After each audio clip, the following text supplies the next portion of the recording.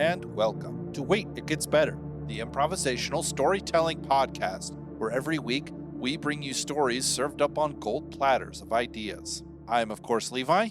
I'm Reed. And I'm Seth. And we are here to tell you a story. Does someone want to do the recap, or do you want me to do the recap? I'd like you to do the recap. Recap. All right, we started a new story last week, and we had something based on a book you're reading, a beginning scene, and a magic system. Did we come up with a name? We have not. Do you have a name? No. Okay. So the beginning scene was Reed's, and the character in question was Greta. She was part of like a nomadic tribe who had traveled around. I believe they were kind of setting up kind of for more long-term living in this kind of valley. Is that correct, Reed? Yeah, in the There was, foothills of a mountain range that was heavily forested, but kind of on the edge of a valley from this campsite. She was looking down on this vast grassland that stretched to the far horizon. There was kind of a smoking mountain in Yep, a volcano. Yep. And the scene was interrupted by someone running into the camp. They were a person who had part of a kind of a hunting party. Was it a kid? Yeah, young man. And he had come back saying that they had seen other people, that they were coming. Does that kind of summarize it, Reed? Yeah, and the fact that Greta had been, I said mistakenly, 50 seasons, but what I meant would be more like 50 winters. She had been around and had seen a couple of generations, and she remembers her grandmother having, talked about others, and then they went out and they moved away on their own. But from her, no one that she knows or remembers had ever seen any others. This nomadic group had just followed the food and gathered the berries and the fruit, and they'd hunted the game that was available to them. And right. Yeah. And something based on a book you're reading, I had been reading a book called Orthodoxy and the Religion of the Future. And so my thing was a sort of creature, a sort of dark entity that appears as a beautiful guiding force. And its goal is to kill, steal, and destroy.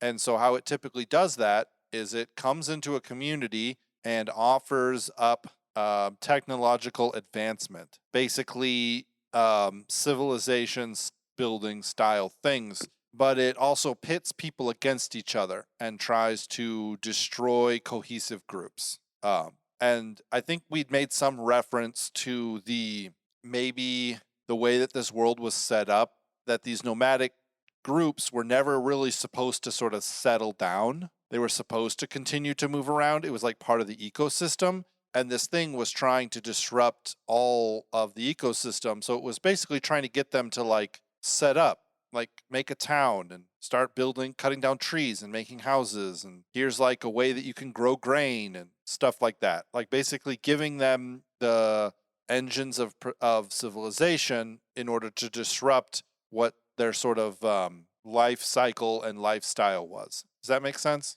Yeah. Mm-hmm.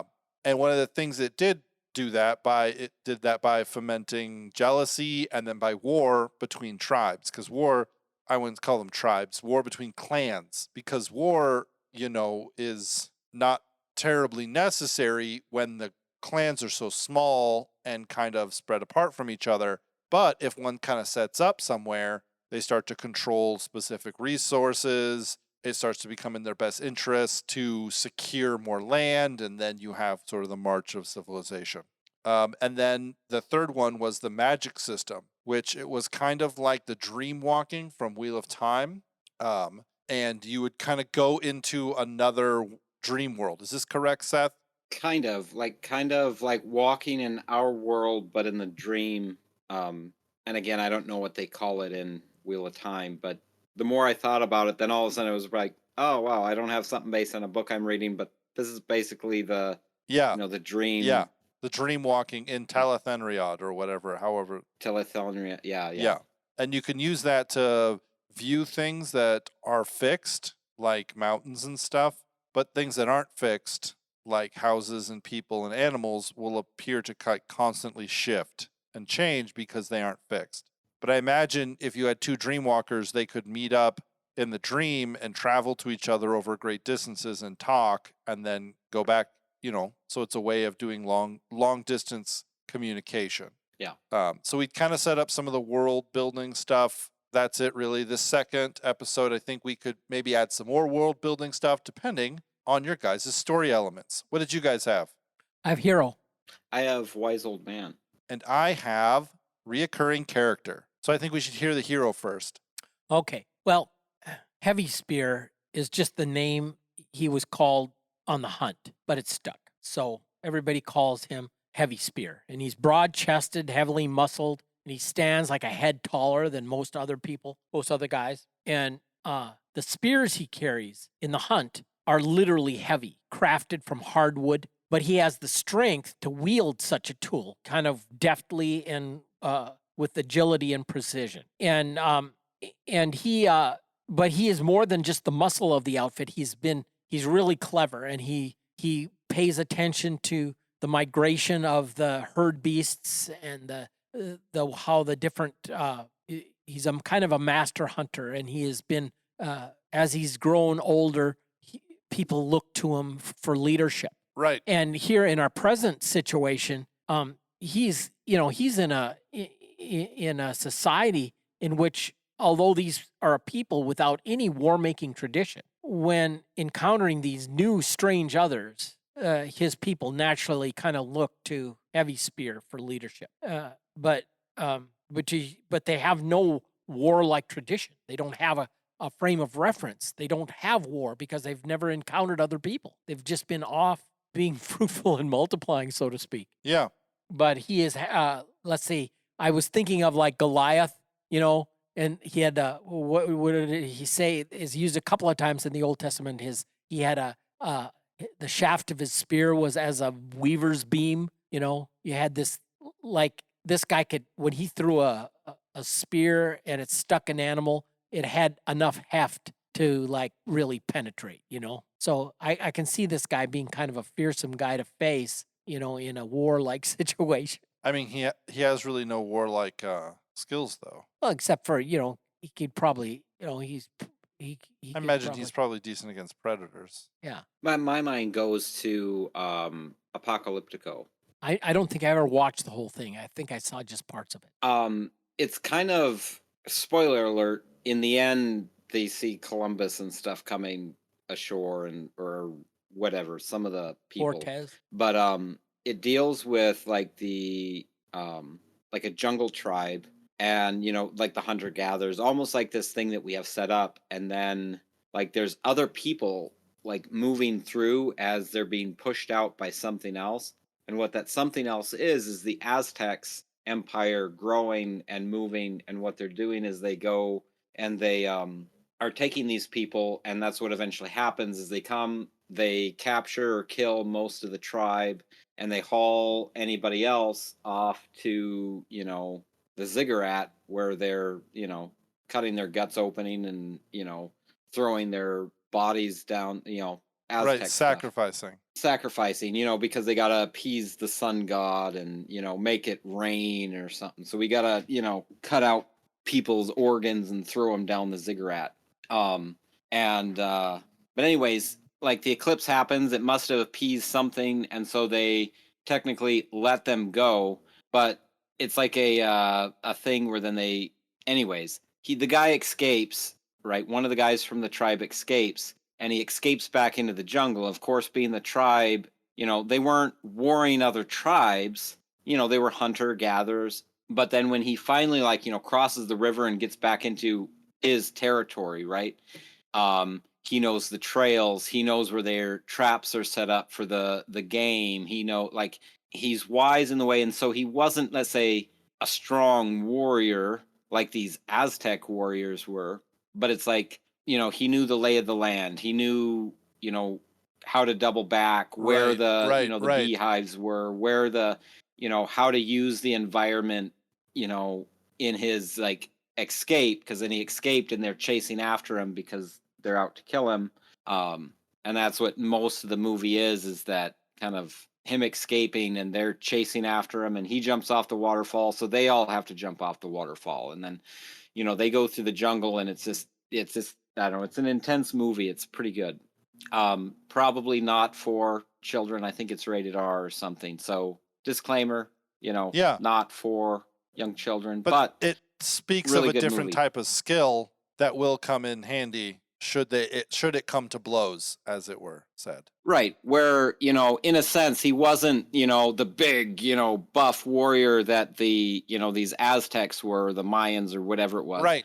But like in his own environment, like he knew how to use the, the poisonous frogs and, Right. the paths and the, all the different stuff. Very good. But anyways, that's what came to mind when you were explaining that. So not, as the idea of like, well, if they don't have any idea of war, then how would he be a warrior? Well, it depends on, the environment, and the skills of that could transfer over by using his understanding of the environment, over someone's, let's say, physical prowess. Absolutely. So is Heavy Spear is he a leader in this clan? Yeah, absolutely. Okay. Yeah. What's your vision of him being the hero? Like, explain to me how you're like, this is how he's going to be the hero. Well, people look to him for leadership, for one thing, and identifying threat. Is this a good thing that we should buy into, or is there something wrong with this and we have to stand against it? Okay. And yeah, I see him as a hero and being able to smell a rat. Does that make sense? Not super to me. I don't understand how being able to smell a rat. Like, when you look at the specifications for his prowess, right? In my opinion, how we're writing out this clan is that they're incredibly peaceful. And- Why would they need to be able to know how to smell a rat? Like, in my opinion, they would be deceived very easily because they're innocents. Yeah. So here's my thought on it. So I know in the last one we set up that there's a thought of this tribe to start settling down, right? This is a place they've camped before. The game is always good. It's in between this valley, right? And so this thought of where this kind of evil thing is starting to get the grips, I think something, and I don't know if we talked about it, I say on air, I think it was behind the scenes, talking about using a lot of the same stereotype of stories. Yeah. Where this could be a place where we could explore a different kind of idea, where a lot of times I think we use the hero as, that upstart, someone that comes from the background, someone that, gains prominence, right? I think we use that archetype a lot. Absolutely, yeah. Someone that, fell from grace, but then, comes back and redeems himself. Whereas I think this would be a chance to kind of look at someone that they're all naturally looking to as a leader of their people. And as they're trying to, like, he's already there, right? But it's that he's having to look and guide in the right direction, right? He doesn't have to, like, prove himself to be the leader. Right. They're already looking at him. Okay. And so with the turmoil, you got these other people. He's already standing at that pinnacle. They're like, okay, this is something new. What do we do? We're looking to you. We're looking to, he doesn't have to be that guy that comes in and overthrows, the people that have already led everybody astray, or take out the person that has already obtained power, or, anything like that. But that idea that the hero he's already there. Right. But then him having to then guide or lead in the right direction. Yeah. I don't know. That's where my thought is on that. I had a thought going that he was probably had a sidekick, and it was somebody that wasn't generally respected as contributing as much, maybe at a physical, less physical capacity, so to speak. So wasn't looked to as a prime contributor to, the whole cause of, being profitable on the hunt. And so, but I'm thinking of like a character from Watership Down. Hazel is kind of the leader, the hero, the lead rabbit of to try to keep his clan safe. And Right. He's got his buddy Fiver, and everybody kind of dismisses Fiver, but Fiver, I see he kind of knows like when something is wrong, and he alerted Hazel, we've got to get out of here. Bad things are going to happen. And nobody wanted to move. So Hazel brings the group that he would listen to him, and they strike out on their own to find a new home. And then it turns out like big machinery came in and like tore up the whole giant warren that was full of rabbits. And like a lot of them got killed and stuff because they didn't follow Hazel. But anyway, I see this guy maybe having been kind to somebody that had been kind of on the fringe of their society, but he kind of picked him up, and he was under Heavy Spear's protection, so he was tolerated. But he might be one of these like dream walker people, or he might have an insight into things where Heavy Spear is like kind of an innocent and would tend toward gullibility because he is unselfish and expects other people to be unselfish, and that kind of thing. But he may have a sidekick that helps him see beyond, I guess. Well, I want to be really careful here, because when I talk about gullibility, I'm not trying to turn Heavy Spear into kind of a dull person. That kind of feels like what you're saying. Like Heavy Spear, he's kind of like a big dullard, and he needs someone to like tell him. I want to be really careful. I'm not trying to say that because they would be really, that he wouldn't know how to look for guile. That doesn't make him dull. Right, exactly. It makes him good. But what to do when confronted with actual guile? That's the thing. If we look at like the first story of being confronted with actual guile, you have two perfect human beings, Adam and Eve, totally and completely enchanted by the what's it called? By the serpent, right? Yeah, right. Adam wasn't dull, and Eve wasn't. They just weren't used to it. Yeah. Right? It doesn't have to be. I'm not saying we need to write a story of a fall from grace. Right. But I want to be really sure that if we are going to sort of represent people accurately, okay, here's the scoop. I'm a big, strong guy, and I tend to sort of take people at face value. Yeah. Right? And I tend to not really understand people's intentions. I'm not dull. I don't necessarily need someone to say, hey, Levi, maybe that person is lying to you. What I might need is to be hurt once or twice before I start to learn that life isn't as simple in the valley as it once was. Like, okay, innocent, if there's evil in the world, then innocence can't be preserved. We preserve it for as long as possible. I'm sensing a story here where everyone listens to the dark being to a certain degree. Yep. And the answer isn't to not listen to the dark being. The answer is, after you've fallen out of grace when listening to the dark being, is do you still strive to live in the light after that? That's the story I'm sensing. You guys can tell me if I'm way off base here, if we need to make something more lighthearted than that. But I kind of that could work. I kind of have this vision for, like, you have Greta, this old lady who has all of this information, and she's like the one who maybe is the most stick in the mud, right? Yeah. She's the one who still doesn't live in a house, in a hut made of wood. She still lives in a teepee. Yeah. She still packs her bags up every morning, and everyone else is kind of relaxing into this thing of, let's stay here, it'll be fine. It'll, believing these lies about life and possessions and property and materialism, right? So she's like the one kind of looking on the outside. And it would be interesting if the whole story was from sort of her perspective. That could be. Right? And so you have, I don't know, when you were talking about Heavy Spear, do you know who I was thinking of? And I don't mean to be insulting to you, Reed. I was thinking of the horse from Animal Farm. Oh, absolutely. I was thinking of the horse too. He just gives of his strength. Right. Yes, absolutely. It's really funny that you bring that up, because I was thinking of that same analogy. Yeah, and maybe that's why I reacted so visceral, because the horse from Animal Farm is a little dull. He can't read. He just works hard because that's what he is. He's just a hard worker. Yeah. And I didn't mean to, that's what I thought of after you started questioning me. I didn't mean to paint a picture of somebody that was just a dullard at all. In fact, I meant that he was clever, and people looked up to him because he paid attention to to the migrations, and he would anticipate where they would be and set up traps, and he Right. made their hunts successful, not just because he could charge in and like throw a spear through a boar's heart, but he could also anticipate where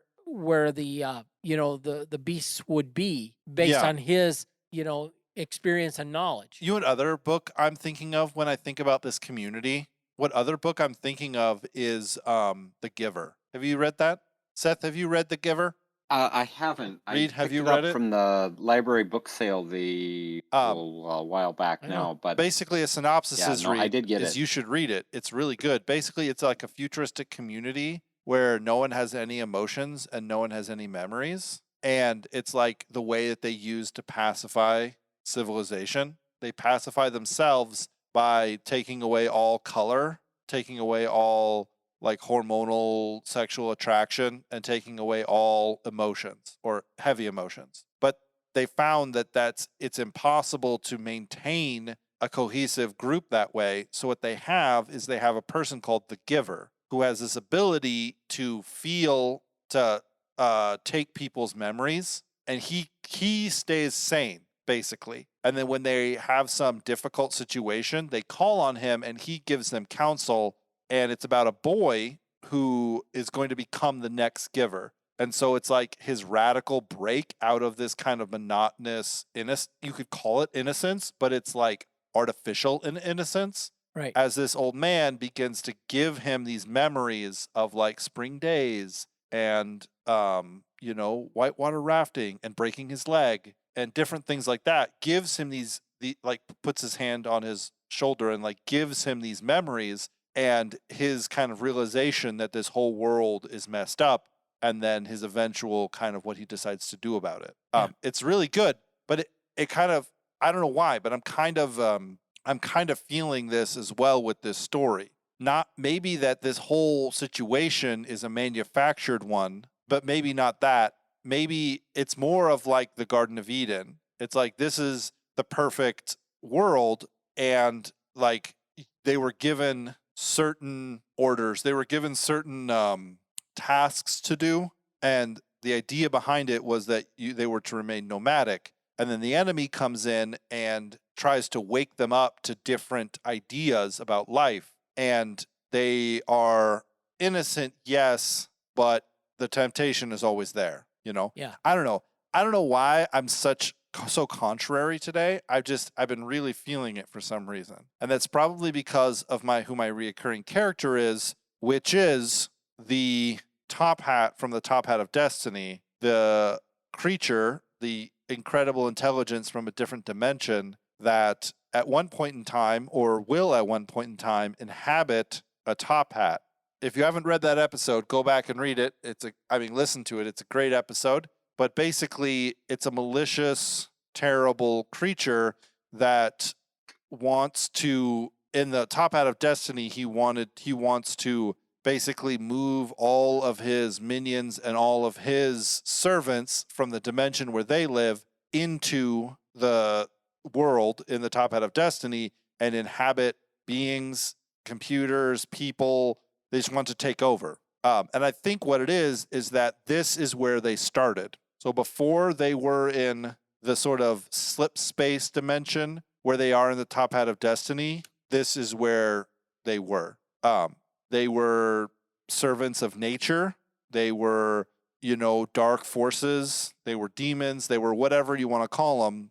But they basically work in concert to turn aside people from the task that was given to them, to turn them aside and to get them to pursue selfishness. Maybe the more that people fight and experience these negative emotions, it gives birth to these creatures. And so if they can create enough turmoil, then they can create enough of these to take on the world. But that's the reoccurring character. And so by the end of it, they have to be cast out into this slip space for them to take part in the Top Hat of Destiny some point in the future. So that's the reoccurring character. But for sure, I think because of Reed's beginning scene, there are people who are aggressive coming to the village, right?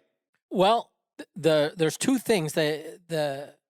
Short within a few weeks after this volcano, a different type of herd beast Right. probably made its way across the valley. Right. And so they went out hunting it, and then they came back. Not only were there different beasts, there were others, and you talked about this darkness that it's kind of wanted to start taking root in this valley, and it probably had already corrupted these others that they were encountering. Does that make sense? Yeah. No, that makes a lot of sense. Okay. And then I think there's like a crucial moment in this story. I was just kind of imagining it is the kid comes back to the camp and starts talking, and he's saying a heavy spear said that everyone should pack up immediately and make their way to our to our summer glade or whatever they call the next place that they would typically go. But then there's kind of a dissenting voice who's like, but we're set up here. Yeah. And this is the personification of this dark entity, and he maybe convinces the people to try and set up fortifications instead of fleeing. Yeah, that'd be a wrinkle. And then we move back to Heavy Spear as they're kind of watching them, and they're like, it's okay. We, all the women and the children and the elderly who aren't here have made it away into the forest. And then they kind of come back and they see that, no, they haven't. Yeah. And that's like this further kind of rift that starts. Okay. As like he, has his wisdom, which has been followed because he is the leader, isn't followed. And then that can cause a wound in his heart. And that can also cause death and destruction and, discordia inside of the clan as a whole. Because the idea is that this is a clan. So they're all kind of related to each other, right? Yep. Is that the idea? Yeah. Do they? All right. So before we carry on too much, I'll go ahead and introduce the wise old man so that this can be part of kind of what's going on here. Yeah. So the wise old man, I'm going to say he's the, in kind of the way things are looking, I think he's the brother of what was the lady from the opening Greta? scene, Reed? Yeah, Greta. Greta. I think he's Greta's brother. So kind of making a closer connection there. And he's one of the other people who, again, doesn't, he hasn't made a permanent home. Yeah. As other people are settling down. He's one of these dream walkers. Okay. If that's what we're calling them. And, even when they're, summering here, wintering there, springing over here, whatever it is, he never, he's always just kind of like moving around the camp, almost an idea of like as they should always be moving, from place to place to place as they kind of follow the migrations and follow the different things. He's always moving from place to place around the camp. So sometimes he might be farther out from the camp. Sometimes he's close to the camp. Right. And he, again, is like Greta, maybe, is, of this thing where it's like he's seeing that they're like trying to stay longer in each different area they are, making more permanent homes so that they have, that place that they come back to when they're in their, rotation in this area or stuff like that. And kind of his wise old man and this kind of, I hate to say shamanistic, but shamanistic, idea. Yeah. He's very opposed to it.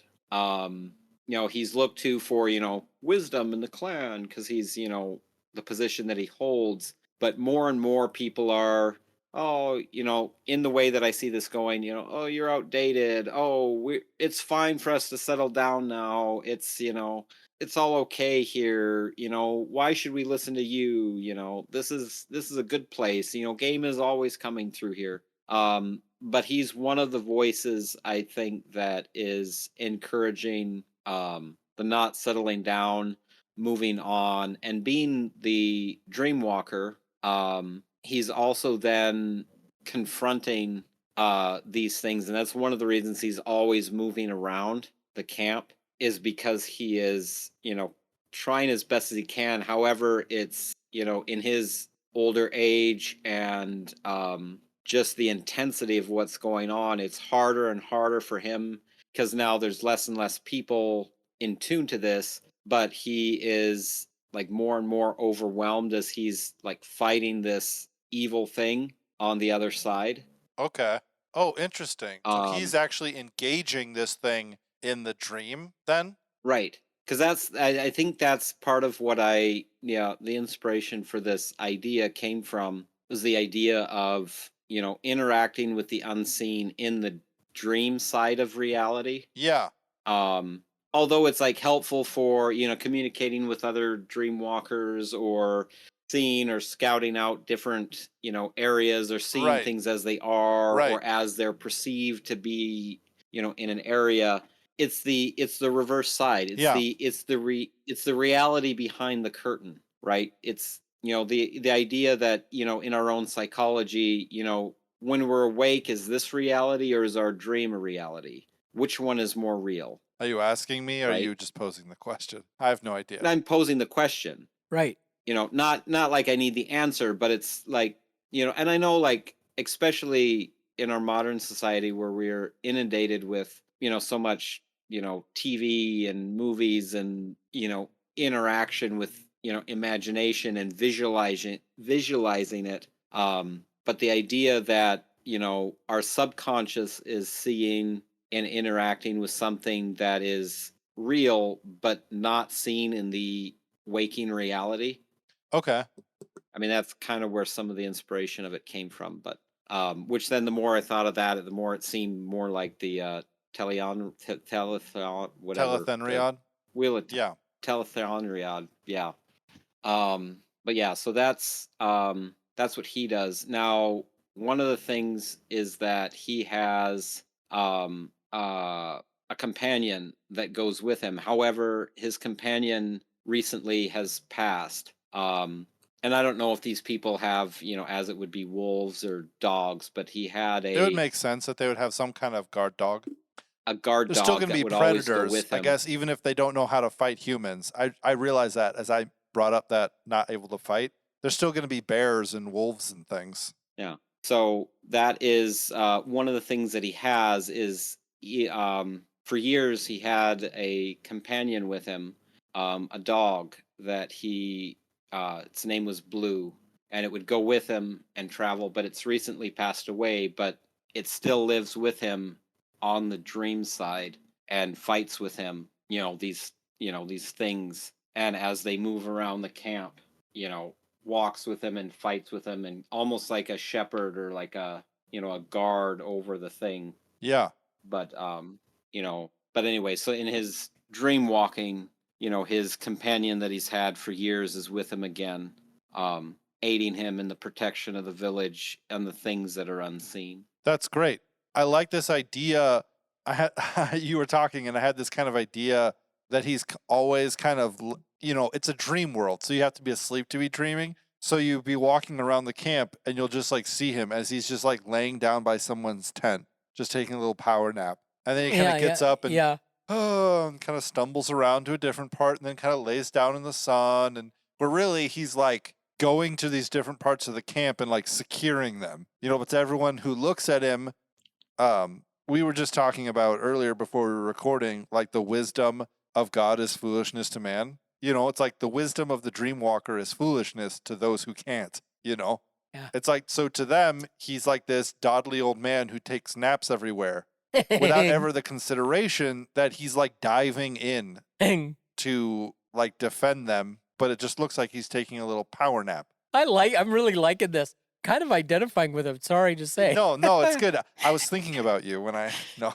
Yeah, I'm gonna just nod off, and Blue and I are gonna like kick some serious butt here. Yeah, exactly. So I kind of like this situation as we have it, where the boy comes back and he says, "There's people coming. Heavy Spear said to move out, to flee to the hills." And then there's like this voice, this dissenting voice that comes in and kind of speaks in a dissenting way, And this is either the personification of this dark being or is someone who is listening to this dark beings, I mean, I would say there's other dream walkers, and I think that's where some of it comes into. Where, like, let's say, like a council might come in and be like, all right, let's start packing it up. And it's like, oh no, I have heard from, the dream side, that this is a good place. The fortifications are good. Why do we have to, right? Right. So bringing from that place of kind of, spiritual authority, a different voice that isn't what is, what they have always followed, what, that they have followed from their ancestors and has been laid down from generation to generation.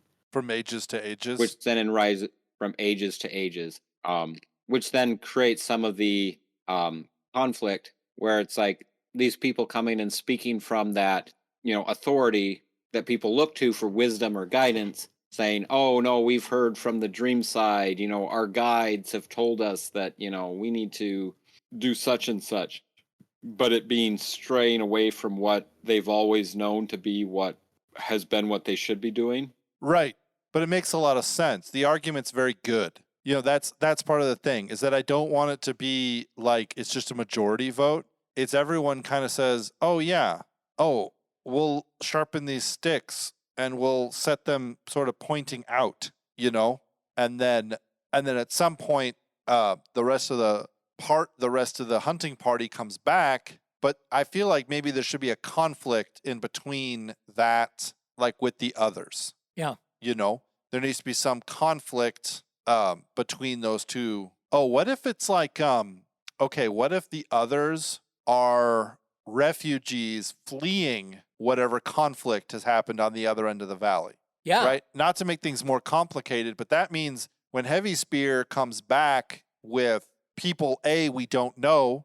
They don't look like us, is what his first report was. And B, people that, maybe there's a very beautiful woman. Well, that usually complicates things. Yeah, beautiful women. They tend to just muck things up in a good way, or maybe it's people who, it's people we don't know, and then they bring them back, and then there's even more kind of, I see this all coming to a head, and I'm trying to figure out where the resolution is going to be. And I know we have a whole nother episode to do it, but for some reason, I'm like really locked in to the process of this story, and I don't really know why. And so my brain is like really like you have to figure out.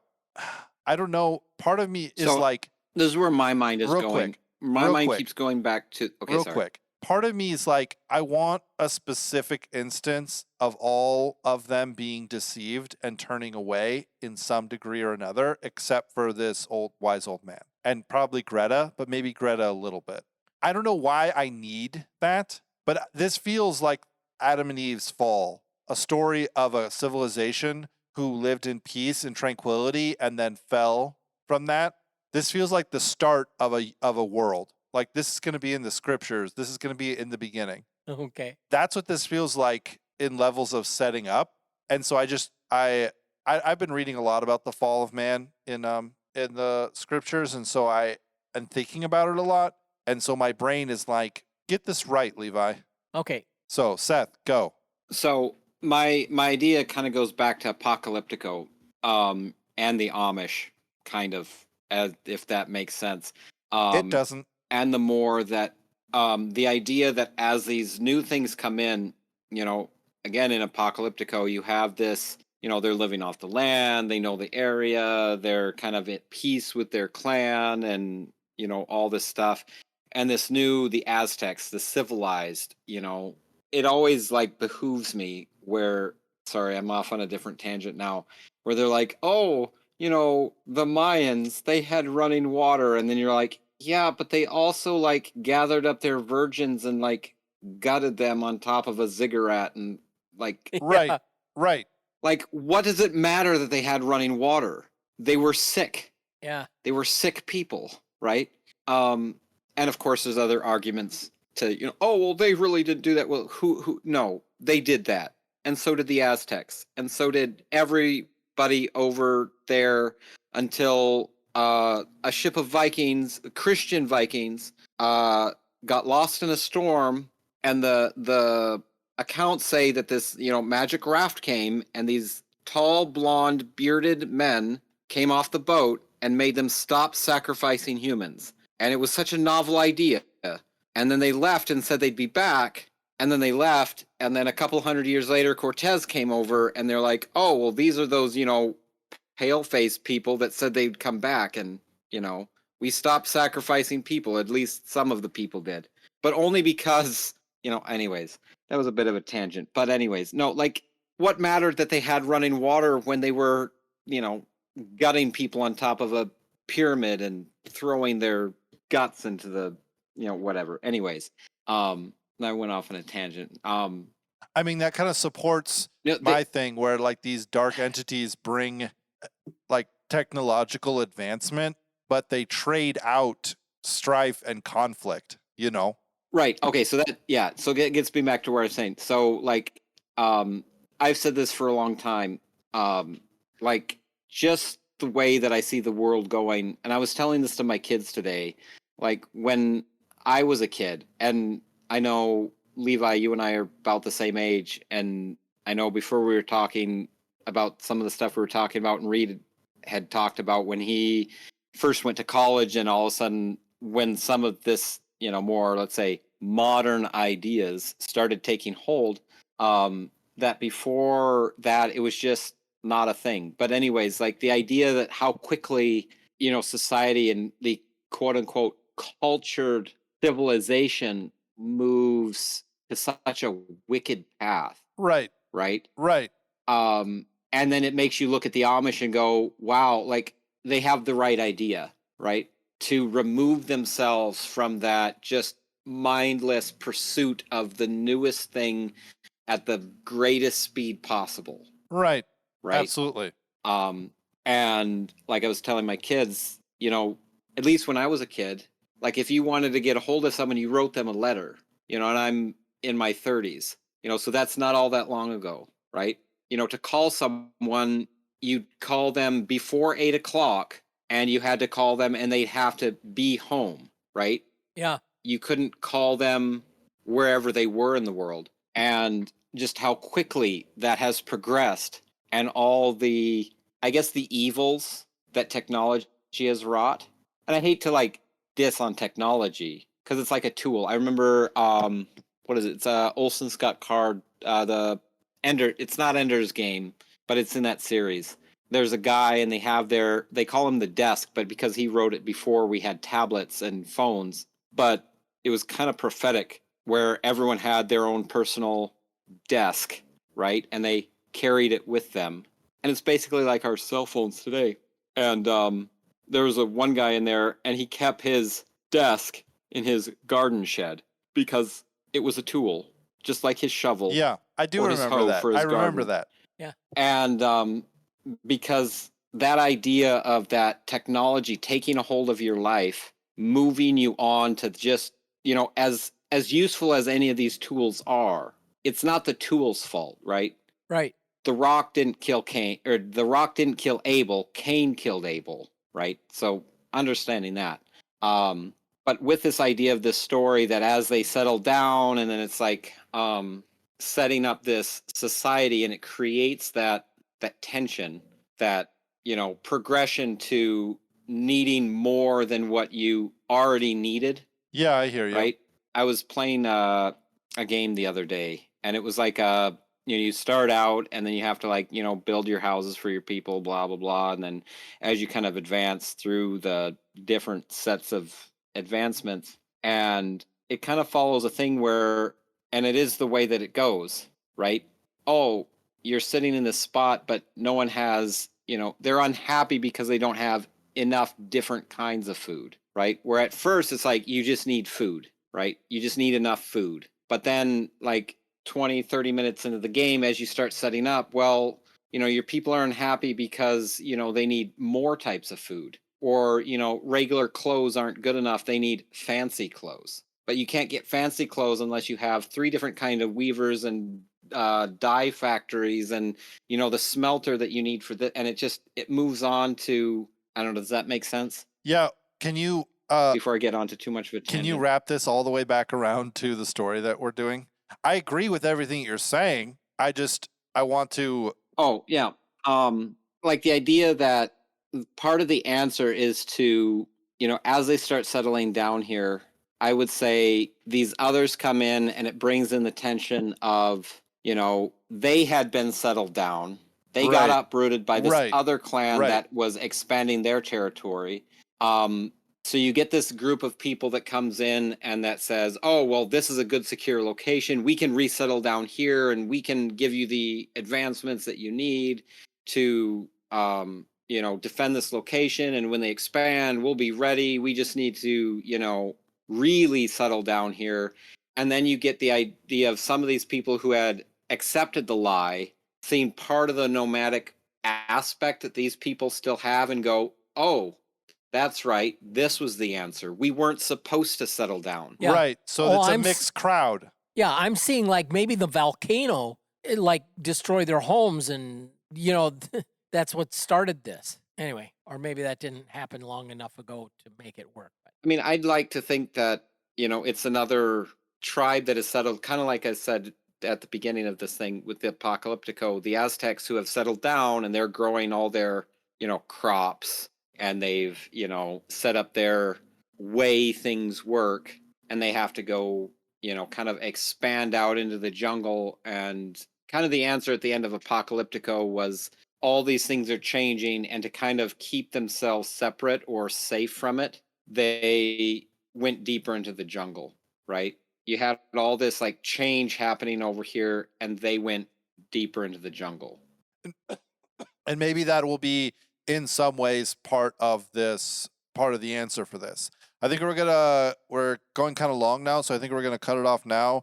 I think we've laid a really good foundation for the beginning, the middle of this story, and then the enemy can be lots of different things. These dark creatures, an opposing tribe. We don't ever even have to see anyone else anymore. We don't have to see the others. If there's an enemy, like, we don't even have to see that. I just realized. But thank you, ladies and gentlemen, for joining us for this episode of Wait It Gets Better. Tune in next week as we come to a resolution on this. It feels like a really important episode to me. I don't know why, but I can't stop thinking about how important it is that we portray this correctly.